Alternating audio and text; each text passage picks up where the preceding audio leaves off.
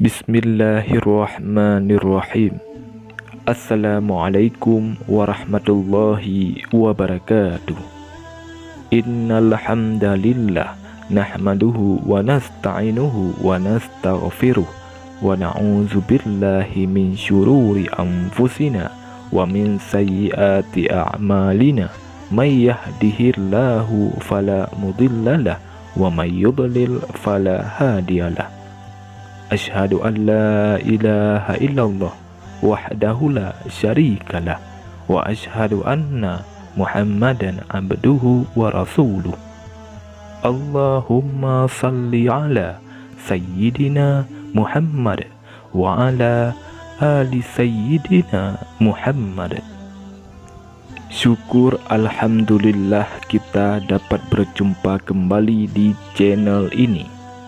Harapan dan doa saya, semoga saudaraku semua yang menonton video ini selalu diberikan kesehatan, dilapangkan rezekinya, diampuni dosanya, dan dipanjangkan umurnya.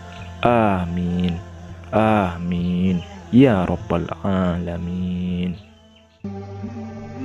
Saudara muslim yang dirahmati Allah Subhanahu wa Ta'ala, zina merupakan salah satu perbuatan dosa besar yang dilaknat oleh Allah Subhanahu wa Ta'ala.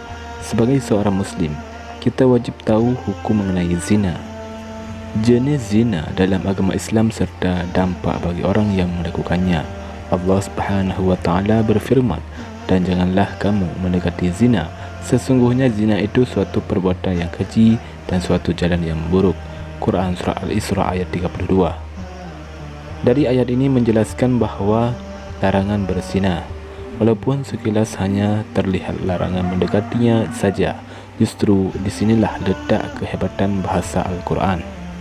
Sebab umumnya setelah mendekati sebab-sebab dan hal-hal yang menjurus kepada perzinahan, seseorang akhirnya berzina.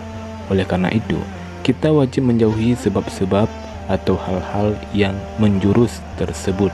Saudara muslim yang dirahmati Allah Subhanahu wa Ta'ala, lantas apa saja 3 jenis zina yang dibenci oleh Allah Subhanahu wa Ta'ala? Yang pertama, zina al-laman.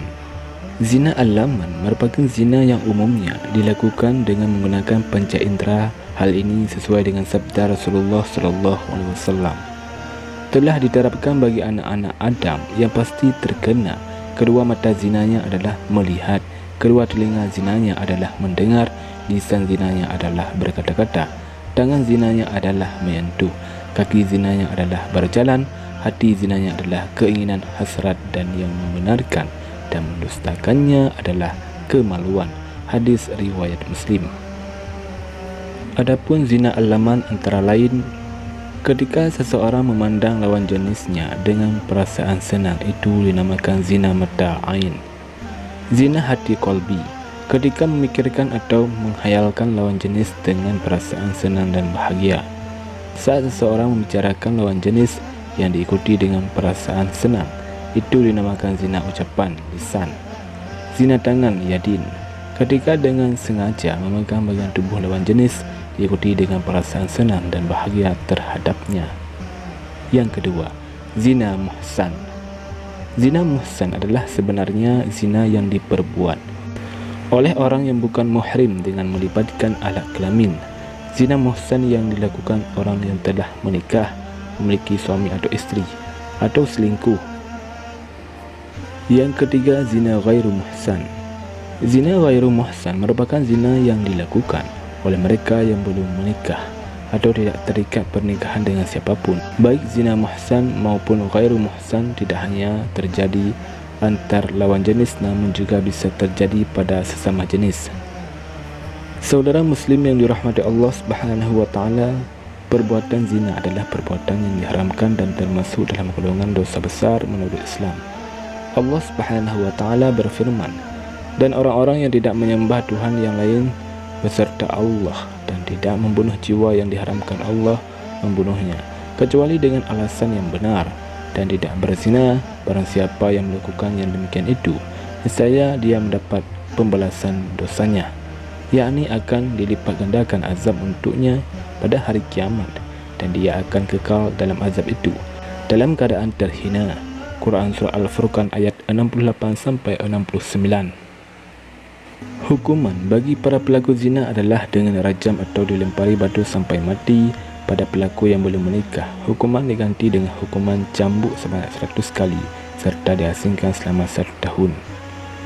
Allah Subhanahu wa Ta'ala berfirman, perempuan yang berzina dan laki-laki yang berzina, maka deralah tiap-tiap seseorang dari keduanya 100 kali dera, dan janganlah belas kasihan kamu kepada keduanya, mencegah kamu untuk menjalankan agama Allah.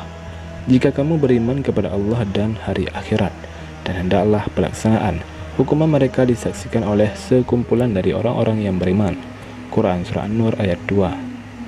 Rasulullah SAW telah memberitahukan kepada kita semua bahwasanya perbuatan zina itu akan mendapatkan balasan dari Allah Subhanahu wa Ta'ala, baik selagi masih di dunia maupun nanti di akhirat. Rasulullah SAW bersabda, 2 kejahatan akan dibalas oleh Allah ketika di dunia, zina dan durhaka kepada ibu bapa. Hadis riwayat At-Tabrani. Mengenai hukuman atau balasan atas perbuatan zina tersebut, Rasulullah SAW menyebutkan bahawa dalam zina ada bahaya yang mengikutinya baik di dunia maupun di akhirat.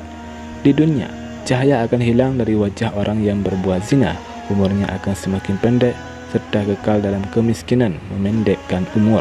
Di akhirat, murka Allah menanti, hisabnya buruk serta mendapatkan siksaan di neraka. Na'udzubillah min zalik. Saudara muslim yang dirahmati Allah Subhanahu wa Ta'ala, demikianlah 3 jenis zina yang dibenci oleh Allah Subhanahu wa Ta'ala. Semoga kita semua senantiasa menghindari dan menjauhi 3 jenis zina tersebut, dan semoga Allah Subhanahu wa Ta'ala selalu melindungi kita semua baik di dunia maupun di akhirat kelak. Amin ya rabbal alamin. Wallahu a'lam bissawab. Assalamualaikum warahmatullahi wabarakatuh.